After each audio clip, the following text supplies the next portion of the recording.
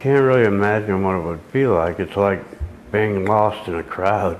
You lose all ties with loved ones, friends, family. You see where I come from, I was so sick. I was out there eating off the ground.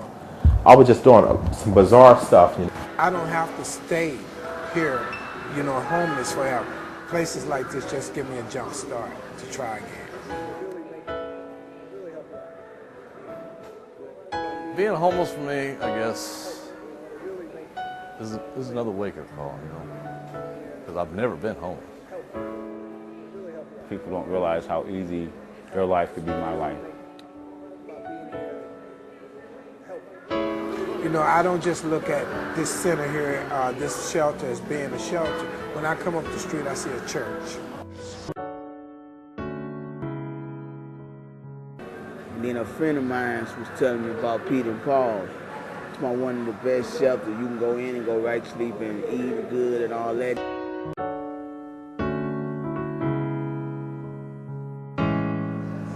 I thank God that they do got shelters, you know what I'm saying?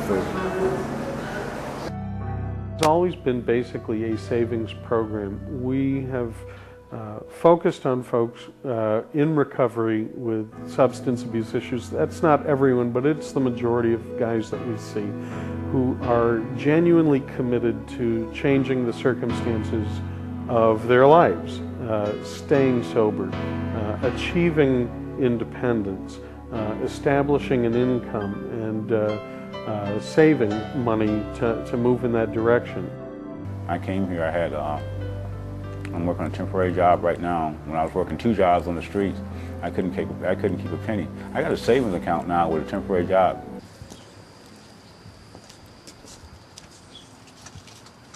So if you can live by rules and regulations they have in the shelter, you can live by rules and regulations that you have out in the street, out in the real world. I got 3 keys here. One's to the front door of the apartment building, one is to this door. These keys is to my new life. I love these keys. It's the first place I can call home in 20 years. I've never had something that I can call home in 20 years. And I love these keys. I cherish these keys. These keys gonna be the part of my life for the rest of my life. And I hope I have many more, like to a big house.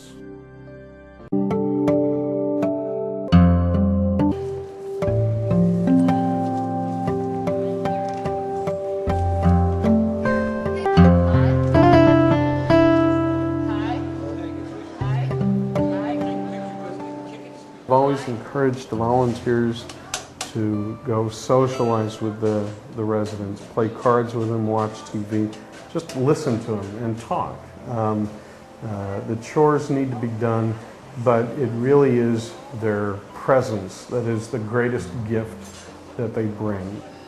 There was one fellow who has been coming here for years, and I've kind of gotten to know him, and he's usually very outgoing and kind of boisterous and loud. And this one particular month we were here, and he was so quiet and sitting by himself, and I went over to him and I sat down and I said, "You're not yourself. What's going on? Are you not feeling well? Is it your health?" And he began to tell me about a series of events that had happened in his life, and he told me that he was considering taking his life, that he just felt like there was no reason to go on. And I looked at him and I grabbed his hand and I said, "What would your mother say? Do you want to just take her heart out and cut it out?" I didn't even know if his mother was still alive, but thank goodness she was. I said, "Don't you know what a horrible thing?" I said, "Nothing can be that bad." And I said, "Please, please, don't do anything without talking to somebody."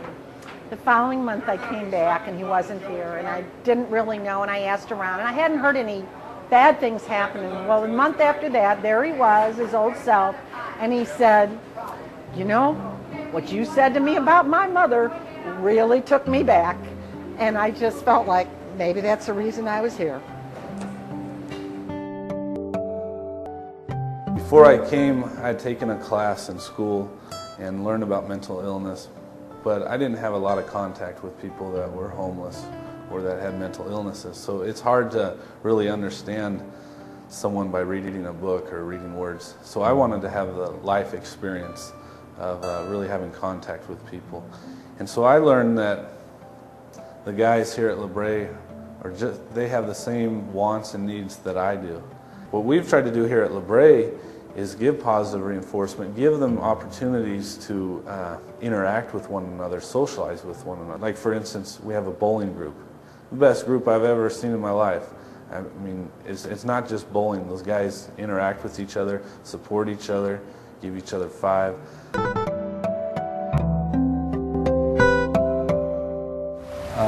I have 2 disorders. I have bipolar and I have HIV. So it's kind of a struggle every day.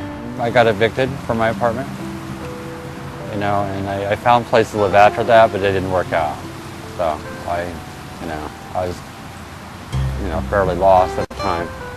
So I found positive directions.